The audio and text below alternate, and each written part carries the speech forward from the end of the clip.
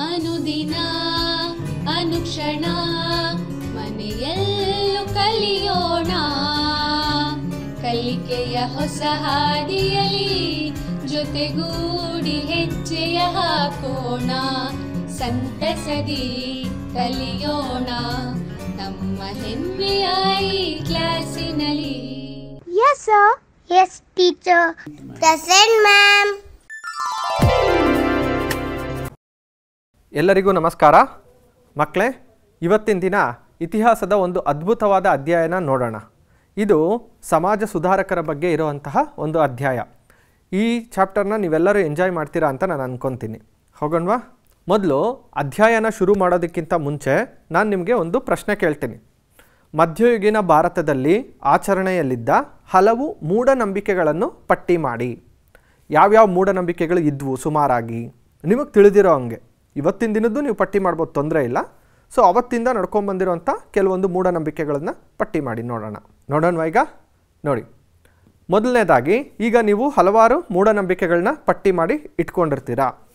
ಈಗ ಒಂದು ಜಿಜ್ಞಾಸೆ ಅಂತ ಅಂದರೆ ಒಂದು ಕಾಂಟ್ರವರ್ಸಿ ಅಂತ. ಸೊ ಇಲ್ಲೇನಂತ ಅಂದರೆ, ನಾವು ಫಸ್ಟ್ ನೋಡಬೇಕಾಗಿರೋವಂಥದ್ದು, ಎಲ್ಲ ಪುರಾತನವಾದ ನಂಬಿಕೆಗಳು ಮೂಢನಂಬಿಕೆಗಳೇನಾ? ಇಲ್ಲ. ಕೆಲವೊಂದು ನಂಬಿಕೆಗಳಿಗೆ ವೈಜ್ಞಾನಿಕ ತಳಹದಿ ಕೂಡ ಇರುತ್ತೆ. ಆದರೆ ನಂಬಿಕೆ ಅನ್ನೋ ಹೆಸರಲ್ಲಿ ನಾವು ಮೂಢನಂಬಿಕೆನ ಪ್ರಚೋದನೆ ಮಾಡಬಾರ್ದು ಅಲ್ವಾ?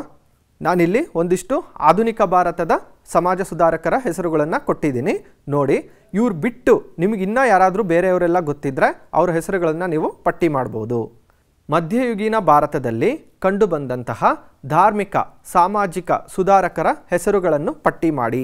ನನಗಾಗಲೇ ಕೇಳಿದ್ದು ಆಧುನಿಕ ಭಾರತದ್ದು, ಇವಾಗ ಕೇಳ್ತಾ ಇರೋವಂಥದ್ದು ಮಧ್ಯಯುಗೀನ ಭಾರತದ್ದು. ಮಧ್ಯಯುಗೀನ ಭಾರತದಲ್ಲಿ ಯಾವ ಯಾವ ಸಮಾಜ ಸುಧಾರಕರು ಇದ್ದರು ಅಂತ ನಿಮ್ಗೇನಾದರೂ ಗೊತ್ತಿದ್ದರೆ ಪಟ್ಟಿ ಮಾಡಿ. ನಮ್ಮ ಇಡೀ ಅಧ್ಯಾಯ ಇರೋದೇ ಇವತ್ತು ಇವ್ರ ಮೇಲೆ. ನಿಮಗೆ ಗೊತ್ತಿದ್ದರೆ ಒಂದು ಸಾರಿ ಪಟ್ಟಿ ಮಾಡಿಬಿಡಿ. ನೋಡೋಣ ಈಗ ಯಾರ್ಯಾರಿರ್ಬೋದು ಅಂತ ನೋಡಿ. ಒಂದು ಕಡೆಯಿಂದ ಹೇಳೋದಾದರೆ, ಕ್ರಿಸ್ತಶಕ 8ನೇ ಶತಮಾನದಿಂದ 16ನೇ ಶತಮಾನದವರೆಗೂ ಅನೇಕ ಧಾರ್ಮಿಕ ಸುಧಾರಕರು ಜನ್ಮ ತಾಳಿದ್ರು. ಅವರಲ್ಲಿ ಮೊದಲನೇದಾಗಿ ನೀವು ನೋಡ್ಬೋದು ಶಂಕರಾಚಾರ್ಯರು, ಎರಡನೇದಾಗಿ ರಾಮಾನುಜಾಚಾರ್ಯರು, ಮೂರನೇದಾಗಿ ಬಸವೇಶ್ವರರು, ನಾಲ್ಕನೇದಾಗಿ ಮಧ್ವಾಚಾರ್ಯರು. ಇನ್ನೂ ಬೇಕಾದಷ್ಟು ಜನ ಸಮಾಜ ಸುಧಾರಕರಿದ್ದಾರೆ. ಆದರೆ ಅಷ್ಟೂ ಜನಗಳಲ್ಲಿ ಪ್ರಮುಖವಾಗಿ, ತುಂಬ ಪ್ರಮುಖವಾಗಿ ಹೆಸರು ಹೇಳಬೇಕು ಅಂತ ಅಂದರೆ ನಾವು ಈ 4 ಜನದ ಹೆಸರುಗಳನ್ನು ತಗೋಬೋದು. ನೋಡ್ರಿ, ಈ ಎಲ್ಲ ಸಮಾಜ ಸುಧಾರಕರು ಅವ್ರ ಬಗ್ಗೆ ಹೇಳೋದಾದರೆ, ಇವರು ಚಿಂತನಶೀಲರಾಗಿದ್ದರು. ಯಾವಾಗಲೂ ಸಮಾಜ ಹಾಗೂ ಅದರ ಸುಧಾರಣೆಗಳ ಬಗ್ಗೆ ಚಿಂತನೆ ಮಾಡ್ತಾ ಇದ್ರು. ಇವರು ಚಿಂತನೆಗಳನ್ನು ನಡೆಸ್ತಾ ಇದ್ರು. ಹಾಗೆ ವೈಚಾರಿಕ ನೆಲೆಯಲ್ಲಿ ಧರ್ಮ ಮತ್ತು ಸಮಾಜದ ಪುನರುತ್ಥಾನ ಮಾಡಿದರು. ವೈಜ್ಞಾನಿಕ ನೆಲೆಯಲ್ಲಿ ಅಂತ ಅಂದರೆ, ನಾನೀಗ ನಿಮಗೆ ಈಗಾಗಲೇ ಒಂದು ಪ್ರಶ್ನೆನ ಕೇಳಿದೆ. ಎಲ್ಲ ಪುರಾತನವಾದ ನಂಬಿಕೆಗಳು ಮೂಢನಂಬಿಕೆಗಳಾ? ಅಲ್ಲ. ಕೆಲವೊಂದು ನಂಬಿಕೆಗಳು ಮೂಢನಂಬಿಕೆಗಳಾಗಿರ್ತವೆ. ಆದರೆ ಎಲ್ಲ ನಂಬಿಕೆಗಳನ್ನು ಮೂಢನಂಬಿಕೆಗಳು ಅಂತ ನಾವು ಹೇಳೋದಕ್ಕೆ ಆಗೋದಿಲ್ಲ. ಯಾವ್ಯಾವಕ್ಕೆ ವೈಜ್ಞಾನಿಕ ತಳಹದಿ ಇದೆ, ಯಾವುದ್ಯಾವುದಕ್ಕೆ ವೈಜ್ಞಾನಿಕ ತಳಹದಿ ಇಲ್ಲ ಅಂಥವನ್ನ ಪಟ್ಟಿ ಮಾಡೋದ್ರ ಜೊತೆಗೆ ಅಂಥವನ್ನ ಸುಧಾರಣೆ ಮಾಡೋದನ್ನು ಈ ನಮ್ಮ ಮಹನೀಯರು ಕಂಡುಕೊಂಡಿದ್ರು. ಇದನ್ನೇ ನಾವೇನಂತ ಕರಿತೀವಿ ಅಂತ ಅಂದರೆ ಸಮಾಜ ಸುಧಾರಣೆ ಅಂತ ಕರಿತೀವಿ. ಅರ್ಥ ಆಯ್ತಾ? ನಮಗೆ ಒಂದು ಸಮಾಜಕ್ಕೆ ನಂಬಿಕೆಗಳು ಬೇಕು, ನಂಬಿಕೆ ಇಲ್ದಲೇ ಸಮಾಜನೇ ಇಲ್ಲ. ಆದರೆ ಆ ನಂಬಿಕೆಗಳು ಮೂಢನಂಬಿಕೆಗಳಾಗಬಾರ್ದು. ಅದನ್ನು ನಾವು ಮನಸ್ಸಲ್ಲಿ ಇಟ್ಕೋಬೇಕು. ಈ ಇಡೀ ಅಧ್ಯಾಯ ಓದೋದು ಏನಕ್ಕೆ ಅಂತ ನಿಮಗೆ ಮೊದಲೇ ಗೊತ್ತಿರಬೇಕಾಗತ್ತೆ. ಈ ಅಧ್ಯಾಯ ಓದೋದ್ರಿಂದ ನಿಮ್ಮ ಮನೆ ಸುತ್ತಮುತ್ತ ಯಾರಾದರೂ ನಂಬಿಕೆ ಬಿಟ್ಟು ಮೂಢನಂಬಿಕೆಗಳನ್ನೇನಾದರೂ ಪಾಲಿಸ್ತಾ ಇದ್ದರೆ, ನಂಬಿಕೆ ಅಲ್ಲ ಮೂಢನಂಬಿಕೆ ಏನಾದರೂ ಪಾಲಿಸ್ತಾ ಇದ್ದರೆ ನೀವು ಅವ್ರಿಗೆ ತಿಳಿ ಹೇಳಬೇಕು. ನೋಡಿ, ಮೂಢನಂಬಿಕೆನೇ ಬೇರೆ, ನಂಬಿಕೆನೇ ಬೇರೆ. ಮೂಢನಂಬಿಕೆಗಳನ್ನು ಫಾಲೋ ಮಾಡಬಾರ್ದು, ಮೂಢನಂಬಿಕೆಗಳನ್ನು ನಂಬಬಾರ್ದು ಅಂತ ನೀವು ಅವ್ರಿಗೆ ತಿಳಿ ಹೇಳಬೇಕು. ಹೇಳ್ತೀರಾ ಅಲ್ವಾ? ಇವತ್ತಿನ ಅಧ್ಯಾಯದಲ್ಲಿ ನೀವು ಗಳಿಸುವಂಥ ಸಾಮರ್ಥ್ಯಗಳು ಏನೇನಿರ್ತವೆ? ಅವತ್ತು ಜನ್ಮ ತಾಳಿದಂತಹ ಅನೇಕ ಮಹಾಪುರುಷರು, ಬರೀ ಮಹಾಪುರುಷರಾಗಿರಲಿಲ್ಲ ಇವರು. ಜೊತೆಯಲ್ಲಿ ಏನಿತ್ತು ಇವ್ರಿಗೆ? ಇವರು ಬೋಧಕರು ಮಾತ್ರ ಆಗಿರದೆ ಸಕ್ರಿಯವಾಗಿ ಸಮಾಜ ಸುಧಾರಣೆ ಮಾಡಿದರು. ಇದರ ಅರ್ಥ ಏನು ಅಂತ ಅಂದರೆ, ನೋಡಿ, ನೀವೆಲ್ಲ ಸಮಾಜ ಸುಧಾರಣೆ ಮಾಡಬೇಕು, ನೀವು ಭವ್ಯ ಭಾರತದ ಪ್ರಜೆಗಳು, ಆ ಥರ ಈ ಥರ ಅಂತ ಹೇಳೋರ್ನ ಎಷ್ಟೊಂದು ಜನ ನೋಡಿದ್ದೀವಿ. ಆದರೆ ಇಲ್ಲಿ ನಾವು ಓದ್ತಾ ಇರೋವಂತಹ ಸಮಾಜ ಸುಧಾರಕರು ತಾವೇ ಒಂದು ಸಮಾಜವನ್ನು ಸುಧಾರಣೆ ಮಾಡಿ ತೋರಿಸಿರುವಂಥವ್ರು, ಬರೀ ಬಾಯಿ ಮಾತಲ್ಲಿ ಹೇಳಿರೋವಂಥವ್ರಲ್ಲ. ಎರಡನೇದಾಗಿ ಇವರ ಸುಧಾರಣೆಗಳು ಜನರಲ್ಲಿದ್ದ ಅಜ್ಞಾನ ಮತ್ತು ಕೆಟ್ಟ ಸಂಪ್ರದಾಯಗಳನ್ನು ತೊಡೆದು ಹಾಕಿದವು. ಎಲ್ಲ ಸಮಾಜದಲ್ಲೂ ಕೆಟ್ಟ ಸಂಪ್ರದಾಯಗಳು ಇದ್ದೇ ಇರುತ್ತೆ, ಬರೀ ಭಾರತೀಯ ಸಮಾಜದಲ್ಲೇ ಇರುತ್ತೆ ಅಂತ ಅನ್ಕೋಬೇಡ್ರಿ. ಎಲ್ಲ ಸಮಾಜದಲ್ಲಿರುವಂಥ ಕೆಟ್ಟ ಸಂಪ್ರದಾಯಗಳನ್ನು ತೊಡೆದಾಕಬೇಕು ಅಂತ ಹೇಳಿದವರು ಇವರು. ಅರ್ಥ ಆಯ್ತಾ? ಇವರ ಪ್ರಭಾವ ಇಂದಿಗೂ ವ್ಯಾಪಕವಾಗಿ ಹರಡಿದೆ. ಉದಾಹರಣೆಗೆ ಹೇಳಬೇಕು ಅಂತ ಅಂದರೆ ಬಸವಣ್ಣವ್ರ ಬಗ್ಗೆ ಗೊತ್ತಿಲ್ಲದೆ ಇರೋರು ಯಾರಿದ್ದಾರೆ? ಎಲ್ರಿಗೂ ಗೊತ್ತಿರುತ್ತೆ ಅಲ್ವಾ? ನೋಡಿ, ಮೊದಲನೇದಾಗಿ ನಾವು ಶಂಕರಾಚಾರ್ಯರು ಇವ್ರ ಬಗ್ಗೆ ತಿಳ್ಕೊತಾ ಹೋಗ್ತೀವಿ. ಶಂಕರಾಚಾರ್ಯರು ಕೇರಳ ಅನ್ನುವಂಥ ರಾಜ್ಯದಲ್ಲಿ ಕಾಲಡಿ ಅನ್ನುವಂಥ ಗ್ರಾಮ ಇದೆ. ಆ ಕಾಲಡಿ ಅನ್ನುವಂಥ ಗ್ರಾಮದಲ್ಲಿ ಜನಿಸಿದಂಥವರಾಗಿರ್ತಾರೆ. ಇವ್ರ ತಂದೆ ತಾಯಿ ಹೆಸರು ಗೊತ್ತಾ? ಹಾಂ, ನೋಡಿ ಇಲ್ಲಿದೆ. ತಂದೆ ಹೆಸರು ಶಿವಗುರು, ತಾಯಿ ಹೆಸರು ಆರ್ಯಾಂಬೆ. ಹಾಗೂ ಶಂಕರಾಚಾರ್ಯರ ಉತ್ತಮವಾದ ಚಿತ್ರ, ಅತ್ಯುತ್ತಮವಾದ ಒಂದು ಚಿತ್ರವನ್ನು ನಿಮಗೆ ತೋರಿಸ್ತಾ ಇದ್ದೀನಿ ನೋಡಿ. ಹಾಗೆ ಪ್ರತಿಭಾವಂತರಾದ ಶಂಕರಾಚಾರ್ಯರು ತುಂಬ ಬುದ್ಧಿವಂತರಾಗಿದ್ದರು. ಇವರು ಚಿಕ್ಕ ವಯಸ್ಸಲ್ಲೇ 8ನೇ ವಯಸ್ಸಿನಲ್ಲಿಯೇ 4 ವೇದಗಳನ್ನು ಅರಿತಿದ್ದರು. 4 ವೇದಗಳು ಬರ್ತಿತ್ತು ಇವ್ರಿಗೆ 8ನೇ ವರ್ಷಕ್ಕೇನೇನೆ. ಲೆಕ್ಕ ಹಾಕ್ರಿ, ಇನ್ನೆಷ್ಟು ಬುದ್ಧಿವಂತರಿರ್ಬೋದಲ್ವಾ ಇವರು. ಹಾಗೇನೇ ಇವರು ವೇದಗಳನ್ನು ಓದ್ಬಿಟ್ಟು ಸುಮ್ಮನಾಗ್ಬಿಡಲಿಲ್ಲ. ಆ ವೇದಗಳನ್ನು ಆಧಾರವಾಗಿಟ್ಕೊಂಡು ಒಂದು ಗ್ರಂಥವನ್ನು ಬರೆದ್ರು. ಅದರಿಂದ ಒಂದು ತತ್ವವನ್ನೇ ರಚನೆ ಮಾಡಿದ್ರು. ಆ ತತ್ವದ ಹೆಸರೇನು? ಅದ್ವೈತ. ಅದನ್ನು ಇವತ್ತು ಅದ್ವೈತ ಸಿದ್ಧಾಂತ ಅಂತ ಎಲ್ಲ ಕಡೆ ಫೇಮಸ್ ಆಗಿರೋವಂಥದ್ದನ್ನು ನಾವು ನೋಡ್ಬೋದು ಅಲ್ವಾ? ಹಾಗೆ ನೋಡ್ರಿ, ಶಂಕರಾಚಾರ್ಯರು ತಮ್ಮ 8ನೇ ವಯಸ್ಸಿನಲ್ಲಿಯೇ 4 ವೇದಗಳನ್ನು ಅರ್ಥಬಿಟ್ಟಿದ್ರು ಅಥವಾ 4 ವೇದಗಳ ಬಗ್ಗೆ ತಿಳ್ಕೊಂಡಿದ್ರು ಅಂತ ನೋಡಿದ್ವಿ. ಹಾಗಿದ್ರೆ ಆ 4 ವೇದಗಳು ಯಾವ್ದ್ಯಾವುದು ಗೊತ್ತಾ ನಿಮಗೆ? ನೋಡಿ, ಋಗ್ವೇದ, ಯಜುರ್ವೇದ, ಸಾಮವೇದ, ಅಥರ್ವವೇದ, ಇವು 4 ವೇದಗಳು. ಹಾಗೆ ಶಂಕರಾಚಾರ್ಯರ ಕೊಡುಗೆಗಳು. ಶಂಕರಾಚಾರ್ಯರು ತನ್ನ ಮೂಲಕ ಬೇರೆಯವ್ರಿಗೆಲ್ಲ ಒಂದು ರೀತಿಯಾದಂತಹ ಮೆಸೇಜ್ ಕೊಟ್ಟಿದ್ದಾರೆ. ಯಾವುದಿರ್ಬೋದದು ನೋಡ್ರಿ, ಇವರು ದೇಶದ ವಿವಿಧ ಕಡೆ ಕೆಲವೊಂದು ದೇವಸ್ಥಾನಗಳನ್ನು ಸ್ಥಾಪನೆ ಮಾಡಿದ್ದಾರೆ. ಅದನ್ನು ನಾವಿವತ್ತು ಶಾರದಾ ಪೀಠ ಅಂತ ಕರಿತೀವಿ. ಶಂಕರಾಚಾರ್ಯರು ಬದರಿ ಅನ್ನುವಂತಹ ಒಂದು ಪ್ರದೇಶದಲ್ಲಿ ಸ್ಥಾಪನೆ ಮಾಡಿರುವಂತಹ ದೇವಸ್ಥಾನ ಇದು. ಬದರಿಯ ಶಾರದಾ ಪೀಠ ಇದು ಯಾವ ರಾಜ್ಯದಲ್ಲಿದೆ? ಉತ್ತರಾಖಂಡ್ ಅನ್ನುವಂಥ ರಾಜ್ಯದಲ್ಲಿದೆ.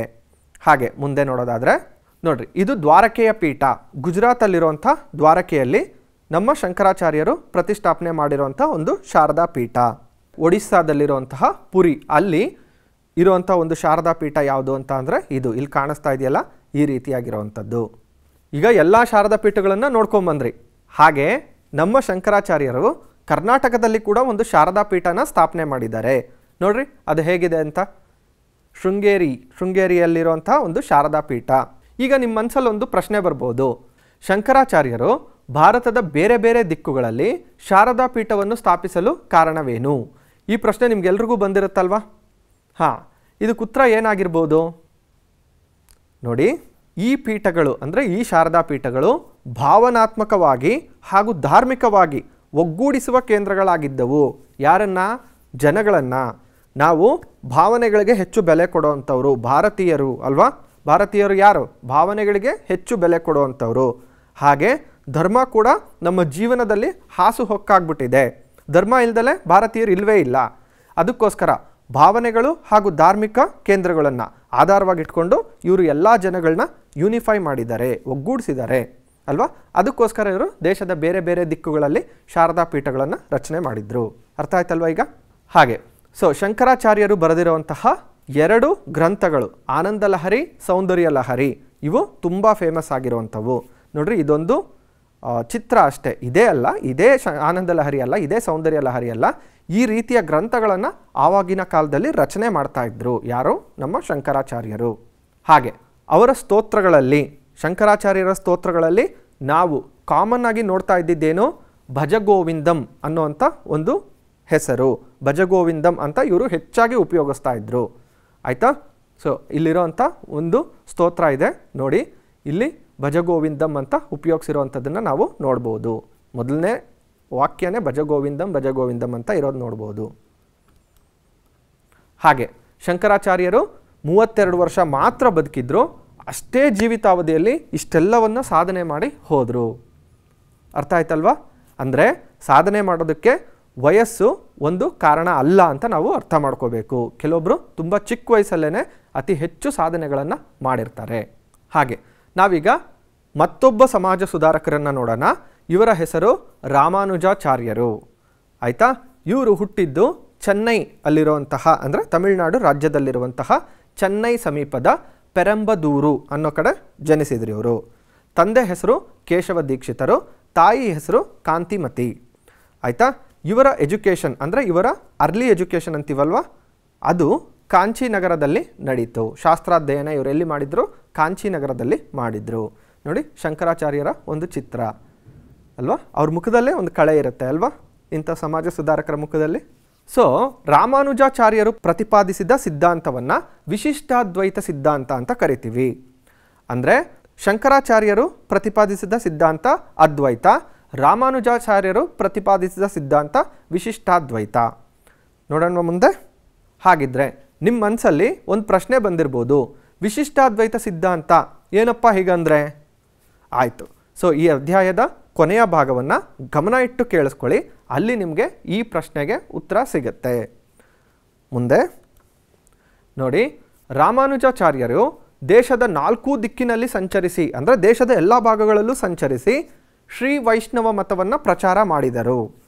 ಪ್ರಮುಖವಾಗಿ ನೋಡೋದಾದರೆ ಅವತ್ತಿನ ಕಾಲದಲ್ಲಿ ಮಧ್ಯಯುಗದಲ್ಲಿ ಶೈವ ಮತ್ತು ವೈಷ್ಣವ ಇವ್ರ ಮಧ್ಯೆ ಅತಿ ಹೆಚ್ಚು ಗಲಾಟೆಗಳಾಗ್ತಿತ್ತು. ಅತಿ ಹೆಚ್ಚು ಏನಂತ ಅಂದರೆ ಸೈದ್ಧಾಂತಿಕವಾದಂತಹ ಒಂದು ವಿಚಾರಧಾರೆಗಳು ಇವರಿಬ್ಬರ ಮಧ್ಯೆ ಬೇರೆ ಬೇರೆ ಆಗಿದ್ವು.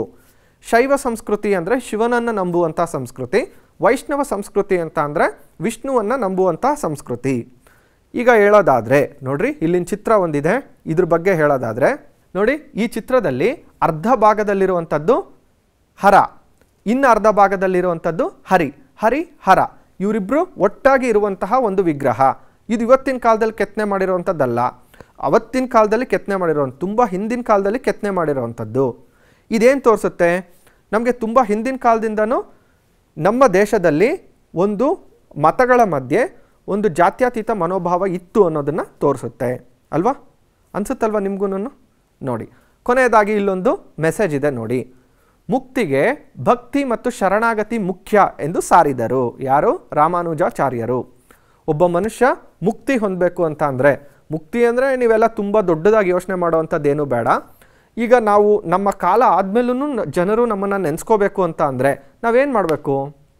ಒಳ್ಳೆ ಒಳ್ಳೆ ಕೆಲಸಗಳನ್ನು ಮಾಡಬೇಕು. ನೀವು ಮಾಡುವಂಥ ಎಲ್ಲ ಒಳ್ಳೆ ಕೆಲಸಗಳು ನೋಡಿ ಭಕ್ತಿ ಅಂತೀವಲ್ವ, ಅದೇನೇನೆ ಭಕ್ತಿ ಅಂದರೆ ಏನು? ಮಾಡುವಂತಹ ಒಳ್ಳೆ ಕೆಲಸಗಳು. ಅದನ್ನೇ ನಮ್ಮ ಸಮಾಜ ಸುಧಾರಕರು ಹೇಳಿರೋವಂಥದ್ದು. ಹಾಗೆ ಇಲ್ಲಿ ವೈಷ್ಣವ ಮತಕ್ಕೆ ಸೇರಿದಂತಹ ರಾಮಾನುಜಾಚಾರ್ಯರಿಗೆ ಶೈವ ಮತಕ್ಕೆ ಸೇರಿದಂತಹ ರಾಜ ಯಾರು? ಚೋಳ ದೊರೆ. ಅವರ ಕಿರುಕುಳ ಹೆಚ್ಚಾಗ್ಬಿಟ್ಟಿತ್ತು. ತಮಿಳುನಾಡಿನಲ್ಲಿದ್ದಂತಹ ಚೋಳ ದೊರೆ ರಾಮಾನುಜಾಚಾರ್ಯರಿಗೆ ಅತಿ ಹೆಚ್ಚು ಕಿರುಕುಳ ಕೊಡ್ತಾ ಇದ್ರು. ಅದಕ್ಕೋಸ್ಕರ ಅವ್ರೇನು ಮಾಡಿದ್ರು? ರಾಮಾನುಜಾಚಾರ್ಯರು ನಮ್ಮ ಕರ್ನಾಟಕದ ದೊರೆ ವಿಷ್ಣುವರ್ಧನ ಇವನ ಬಳಿ ಬಂದರು.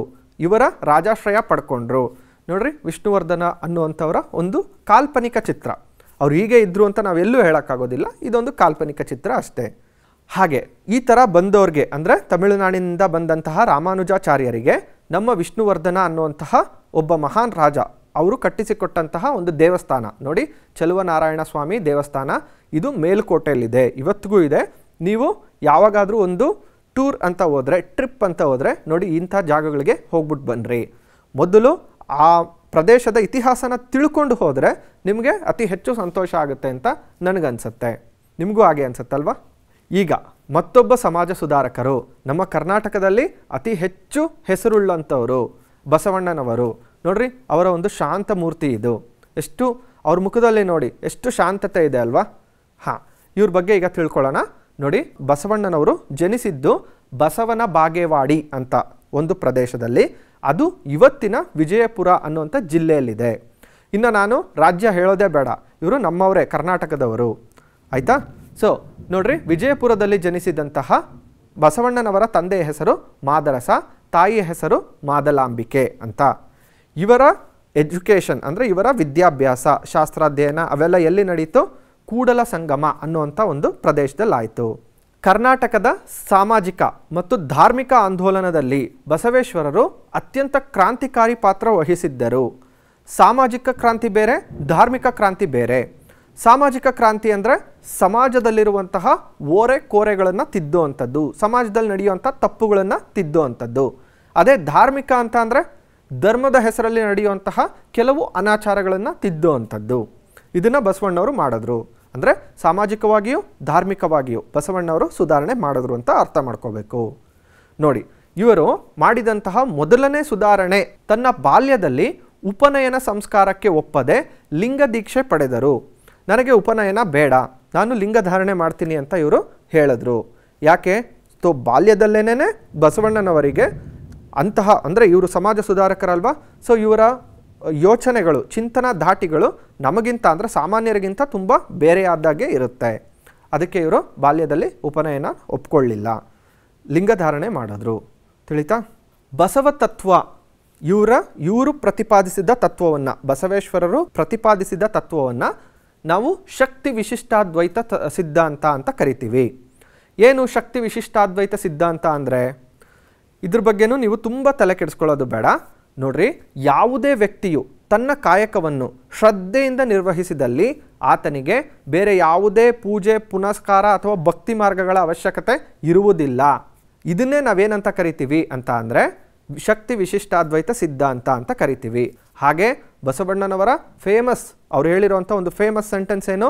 ಕಾಯಕವೇ ಕೈಲಾಸ. ನೀವು ಯಾವುದೇ ಕೆಲಸವನ್ನು ಮಾಡಿರಿ, ಅದು ಚಿಕ್ಕದೇ ಇರ್ಬೋದು, ದೊಡ್ಡದೇ ಇರ್ಬೋದು, ಅಸಹ್ಯಕರ ಕೆಲಸ ಇರ್ಬೋದು, ಅದೆಲ್ಲ ಯಾವುದೇ ವೃತ್ತಿನ ಮಾಡ್ತಾ ಇದ್ದರೆ ಅದರಿಂದನೇ ನಾವು ಭಕ್ತಿಯನ್ನು ಪಡಿತೀವಿ, ಅದರಿಂದನೇ ಮುಕ್ತಿಯನ್ನು ಪಡಿತೀವಿ. ಭಕ್ತಿ ಮುಕ್ತಿ ಎಲ್ಲ ನಮ್ಮ ಕಾಯಕನೇ ಅಂತ ಹೇಳಿದ್ದಾರೆ. ಸೊ ಹೇಳ್ಬೋದಲ್ವಾ ನಮ್ಮ ಸಮಾಜ ಸುಧಾರಕರು ಬಸವಣ್ಣನವರು ಅಂತ? ನೋಡಿ ಎಷ್ಟು ಚೆನ್ನಾಗಿ ಹೇಳಿದ್ದಾರೆ, ಕಾಯಕವೇ ಕೈಲಾಸ.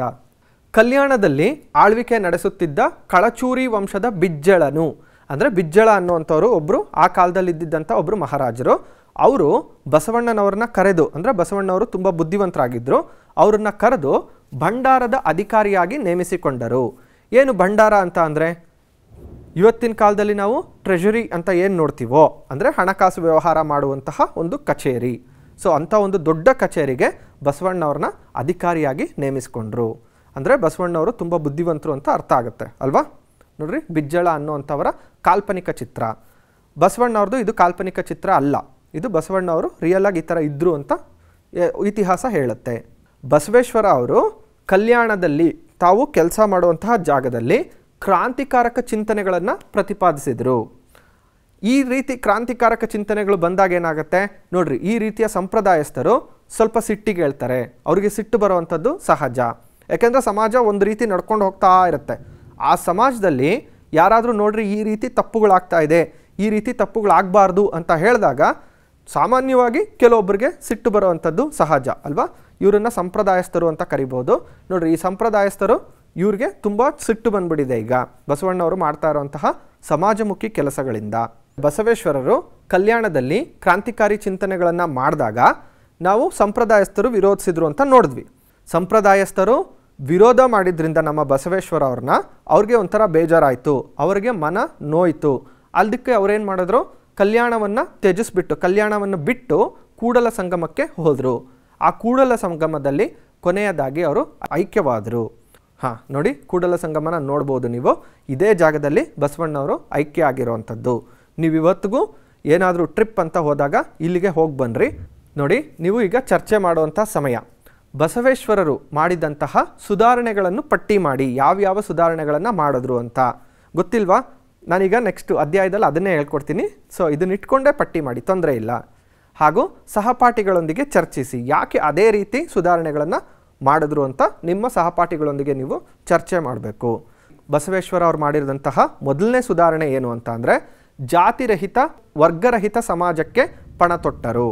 ಏನು ಜಾತಿರಹಿತ ಸಮಾಜ ಅಂತ ಅಂದರೆ, ಒಂದು ಸಮಾಜದಲ್ಲಿ ನಮ್ಮ ಸುತ್ತಮುತ್ತಲಿರುವಂತಹ ಜನಗಳಲ್ಲಿ ಜಾತಿ ಅನ್ನುವಂಥ ಕಾನ್ಸೆಪ್ಟೇ ಇರಬಾರ್ದು. ನೀನು ಯಾವ ಜಾತಿ, ನಾವು ಯಾರನ್ನಾದರೂ ಫ್ರೆಂಡ್ ಮಾಡ್ಕೊಳ್ಳೋಕೆ ಮುಂಚೆ ಫಸ್ಟ್ ಕೇಳಿಬಿಡ್ತೀವಿ, ನೀನು ಯಾವ ಜಾತಿ ಅಂತ. ಇದು ತುಂಬ ತಪ್ಪು. ಬಸವೇಶ್ವರ ಅವ್ರು ಹೇಳಿರೋದು ಅದನ್ನೇನೆ. ಈ ರೀತಿ ಎಲ್ಲ ಮಾಡಬಾರ್ದು. ನಾವು ಯಾರಾದರೂ ಆಗಲಿ, ಎಲ್ಲರೂ ಮನುಷ್ಯರೇ ಅಲ್ವಾ? ನಾವೆಲ್ಲರೂ ಮನುಷ್ಯರು. ನಾವೆಲ್ಲರೂ ಮನುಷ್ಯರಾಗಿದ್ದಾಗ ನಮ್ಮಲ್ಲಿ ಜಾತಿ ಅನ್ನೋವಂಥದ್ದು ಯಾಕೆ? ಇದನ್ನು ಬಸವೇಶ್ವರವರು ವಿರೋಧಿಸಿದ್ರು. ಹಾಗೆ ವರ್ಗರಹಿತ ಸಮಾಜ, ವರ್ಗ ಅಂತ ಅಂದರೆ ಬಡವ ಮತ್ತು ಶ್ರೀಮಂತ ಅನ್ನುವಂತಹ ವರ್ಗ. ನಾವೆಲ್ಲರೂ ಮನುಷ್ಯರಾದಮೇಲೆ ಬಡವನೂ ಒಂದೇ, ಶ್ರೀಮಂತನೂ ಒಂದೇ. ಶ್ರೀಮಂತನಿಗೆ ಅವನಿಗೆ ಆದಂತಹ ಕೆಲವೊಂದು ಅಧಿಕಾರಗಳಿರ್ತವೆ, ಬಡವನಿಗೆ ಅವನಿಗೆ ಆದಂಥ ಒಂದು ಅಧಿಕಾರಗಳು ಇರ್ತವೆ. ಇಬ್ಬರೂ ಸಮಾನರು ಒಂದು ಸಮಾಜದಲ್ಲಿ ಅಲ್ವಾ. ಇದನ್ನು ಬಸವೇಶ್ವರ ಅವರು ಪ್ರತಿಪಾದಿಸಿದ್ರು. ಅವರ ಪ್ರತಿಪಾದನೆ ಪ್ರಕಾರ ನೋಡ್ರಿ, ಶ್ರೀಮಂತರು ಹಾಗೂ ಬಡವರು ಒಂದೇ ಕಡೆ ಕುತ್ಕೊಂಡು ಯಾವುದೋ ಒಂದು ವಿಷಯದ ಬಗ್ಗೆ ಚರ್ಚೆ ಮಾಡ್ತಾ ಇರೋವಂಥದ್ದನ್ನು ನೋಡ್ಬೋದು. ತುಂಬ ಹಳೆ ಕಾಲದಲ್ಲಿ ಈ ರೀತಿ ಇದ್ರು ಅಂತ ಅನ್ಕೋಬೋದು. ಒಂದು ಕಾಲ್ಪನಿಕ ಚಿತ್ರ.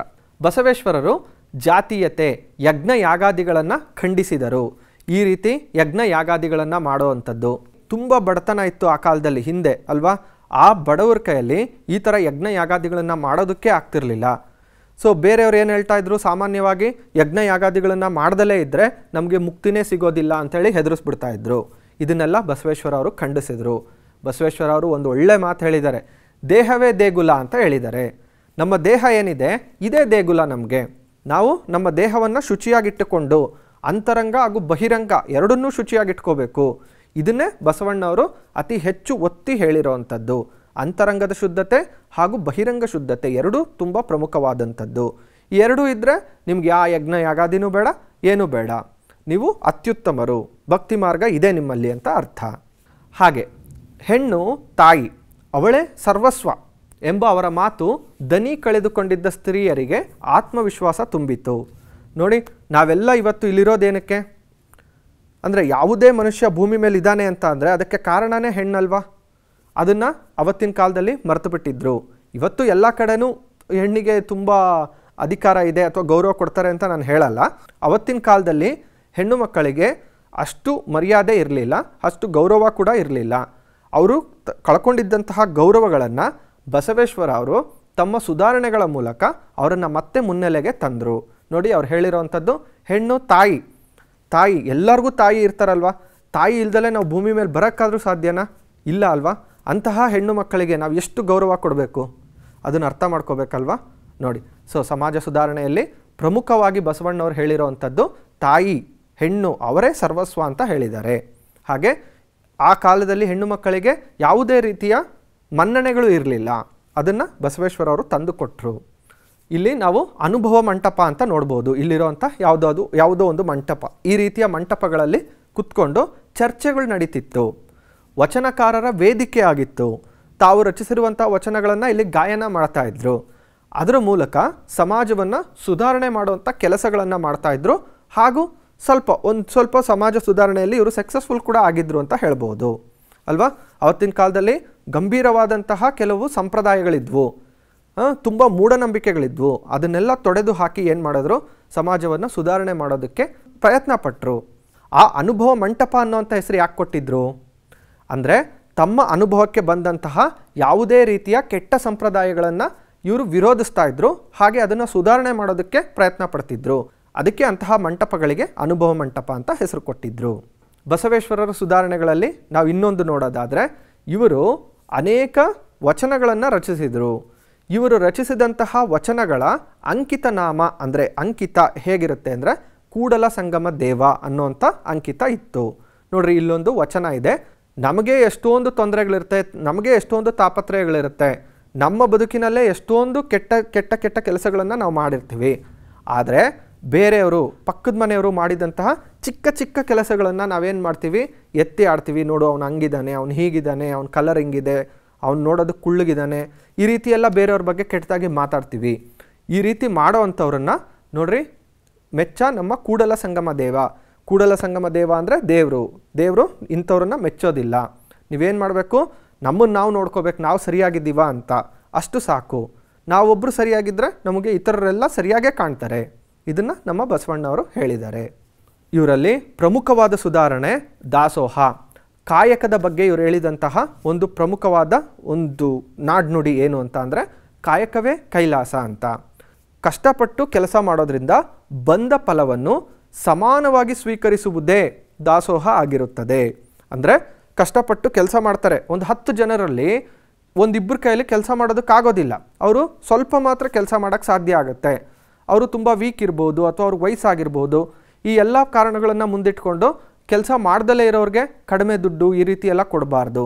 ಎಲ್ಲ ಬಂದವ್ರಿಗೆಲ್ಲನೂ ಸರಿಯಾದ ಪ್ರಮಾಣದಲ್ಲಿ ಆಹಾರ ಕೊಡುವಂಥದ್ದು, ಸರಿಯಾದ ಪ್ರಮಾಣದಲ್ಲಿ ಒಂದು ಸಂಬಳ ಕೊಡುವಂಥದ್ದು, ಇದ್ರ ಬಗ್ಗೆ ದಾಸೋಹ ಮಾತಾಡುತ್ತೆ. ಅಂದರೆ ಬಸವಣ್ಣನವರು ಹೇಳ್ತಾರೆ, ಕಾಯಕದಿಂದ ಬಂದ ಫಲವನ್ನು ಸಮಾನವಾಗಿ ಸ್ವೀಕರಿಸುವುದೇ ದಾಸೋಹ. ಅಲ್ಲೂ ಹೇಳ್ತಾ ಇದ್ದೀನಿ, ಇಲ್ಲೂ ಹೇಳ್ತಾ ಇದ್ದೀವಿ. ನೋಡ್ರಿ, ಇದೊಂದು ನಮ್ಮ ಸಿದ್ಧಗಂಗಾ ಮಠದಲ್ಲಿರುವಂತಹ ಒಂದು ದಾಸೋಹ. ಅಲ್ಲಿ ಮಧ್ಯಾಹ್ನದೊತ್ತು ಮಕ್ಕಳೆಲ್ಲ ಕುತ್ಕೊಂಡು ತಮ್ಮ ಕಾಯಕ ಆದಮೇಲೆ, ಅಂದರೆ ತಾವು ಕಲಿಕೆ ವಿದ್ಯಾಭ್ಯಾಸ ಎಲ್ಲ ಮಾಡಿದ್ಮೇಲೆ ಸಮಾನವಾಗಿ ದಾಸೋಹ ಅಂದರೆ ಊಟವನ್ನು ಭೋಜನವನ್ನು ಸೇವಿಸ್ತಾ ಇರುವಂಥದ್ದನ್ನು ನೋಡ್ಬೋದು. ಬಸವೇಶ್ವರರ ಆದರ್ಶಗಳನ್ನು ಪಾಲಿಸ್ತಾ ಬಂದಿರುವಂಥ ಹಲವಾರು ಗ್ರಾಮಗಳು, ಪ್ರದೇಶಗಳನ್ನು ನಾವು ಇವತ್ತು ನೋಡ್ಬೋದು. ನೋಡ್ರಿ, ಅಂಥದ್ರಲ್ಲಿ ಈ ಗ್ರಾಮ ಕೂಡ ಒಂದು. ವೀರಭದ್ರಸ್ವಾಮಿ ಕ್ಷೇತ್ರ ಅಂತ ಇದೆ. ಆ ಗ್ರಾಮದ ಹೆಸರು ಹೇಳ್ತೀನಿ ನೋಡಿ, ಕನ್ನಲ್ಲಿ ಅಂತ. ನೋಡಿ, ಅಂಥದ್ದು ನಿತ್ಯಾನ್ನ ದಾಸೋಹ. ಎಷ್ಟೊಂದು ಸಮಿತಿಗಳಿದ್ದಾವೆ, ಅಂದರೆ ದಾಸೋಹಕ್ಕಾಗಿ ಎಷ್ಟೊಂದು ಸಮಿತಿಗಳು ಇವತ್ತು ಕಾರ್ಯನಿರ್ವಹಣೆ ಮಾಡ್ತಾ ಇದ್ದಾವೆ.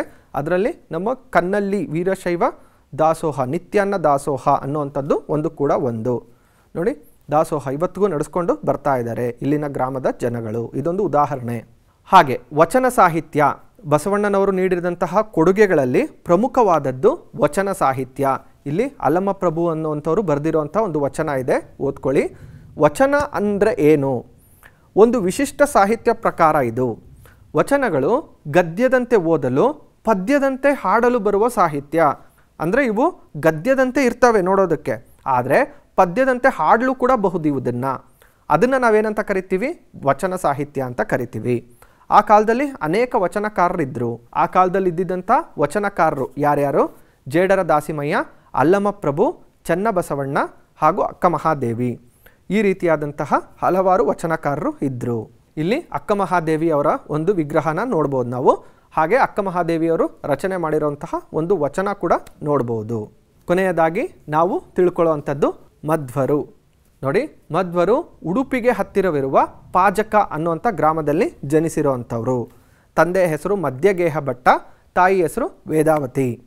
ಸನ್ಯಾಸ ಸ್ವೀಕರಿಸಿದ ಅನಂತರ ಮಧ್ವರು ತಮ್ಮ ಬೋಧನೆಗಳ ಪ್ರಸಾರಕ್ಕಾಗಿ ಭಾರತದ ಎಲ್ಲೆಡೆ ಸಂಚರಿಸಿದರು. ನೋಡಿ, ಮಧ್ವಾಚಾರ್ಯರ ಒಂದು ಉತ್ತಮವಾದ ಚಿತ್ರವನ್ನು ನೋಡ್ಬೋದು. ಮಧ್ವಾಚಾರ್ಯರು ಪ್ರತಿಪಾದಿಸಿದಂತಹ ಸಿದ್ಧಾಂತ ಯಾವುದದು? ದ್ವೈತ ಸಿದ್ಧಾಂತ. ಆಯಿತಾ? ಸೊ ಇವರ ಆರಾಧ್ಯ ದೇವರು ಯಾರು? ವಿಷ್ಣು. ಇವರು ಗೀತಾ ತಾತ್ಪರ್ಯ ನಿರ್ಣಯ, ಮಹಾಭಾರತ ತಾತ್ಪರ್ಯ ನಿರ್ಣಯ ಅನ್ನುವಂಥ 37 ಕೃತಿಗಳನ್ನು ಸಂಸ್ಕೃತದಲ್ಲಿ ರಚನೆ ಮಾಡಿದ್ದಾರೆ. ಇದು ಅವರ ಸಾಧನೆ. ಉಡುಪಿಯಲ್ಲಿ ಅಷ್ಟಮಠಗಳನ್ನು ಸ್ಥಾಪನೆ ಮಾಡಿದ್ರು ಇವರು. ಅಷ್ಟಮಠಗಳೊಂದಿಗೆ ಉತ್ತರಾದಿ, ವ್ಯಾಸರಾಯ, ರಾಘವೇಂದ್ರ ಮಠಗಳು ಮಧ್ವ ತತ್ವದ ಅನುಯಾಯಿಗಳ ಮುಖ್ಯ ಧರ್ಮ ಕೇಂದ್ರಗಳಾಗಿವೆ. ಇವತ್ತಿಗೂ ಇದೆ. ಉಡುಪಿನಲ್ಲಿ ಹೋದರೆ ನೀವು ಇವತ್ತು ನೋಡ್ಬೋದು. ಯಾವಾಗಾದರೂ ನಿಮಗೆ ಸಮಯ ಸಿಕ್ಕಾಗ ಇಂಥ ಕಡೆ ಎಲ್ಲ ಒಂದು ಟೂರ್ ಹೋಗಿ ಬನ್ನಿ, ತುಂಬ ಚೆನ್ನಾಗಿರುತ್ತೆ. ಇತಿಹಾಸನ ತಿಳ್ಕೊಂಡು ಟೂರ್ ಹೋಗಿ. ಅವರು ಸರಳವಾದ ಭಕ್ತಿ ಮಾರ್ಗವನ್ನು ಉಪದೇಶ ಮಾಡಿದರು.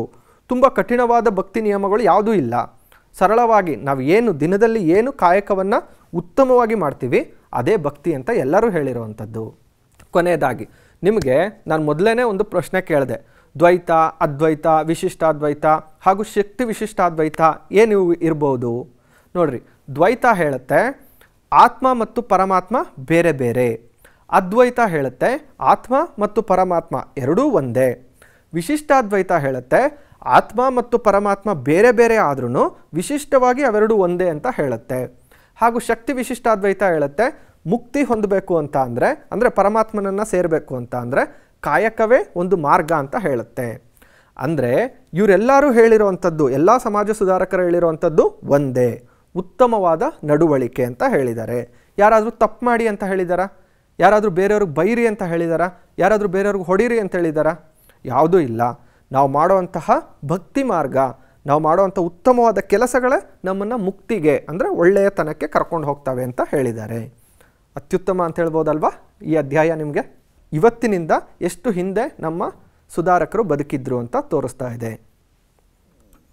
ಹೊಸ ಪದಗಳು: ದೀಕ್ಷೆ ಅಂದರೆ ಮಂತ್ರೋಪದೇಶ ಅಂತ, ಭಂಡಾರ ಅಂದರೆ ಖಜಾನೆ, ಇವತ್ತು ಟ್ರೆಜರಿ ಅಂತ ಕರಿತೀವಿ ಅಲ್ವಾ?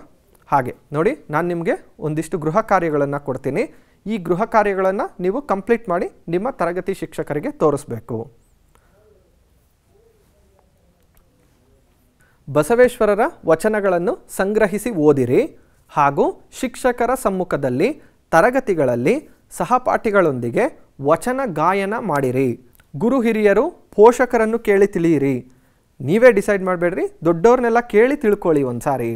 ನಂಬಿಕೆಗೂ ಮೂಢನಂಬಿಕೆಗೂ ಇರುವಂತಹ ವ್ಯತ್ಯಾಸ ಏನು ಅಂತ. ಪ್ರಸ್ತುತ ದಿನಗಳಲ್ಲಿ ವಚನಗಳ ಮಹತ್ವ ಈ ವಿಷಯದ ಬಗ್ಗೆ ಒಂದು ಟಿಪ್ಪಣಿ ಬರೆಯಿರಿ. ಬರೀತೀರಾ? ಧನ್ಯವಾದಗಳು.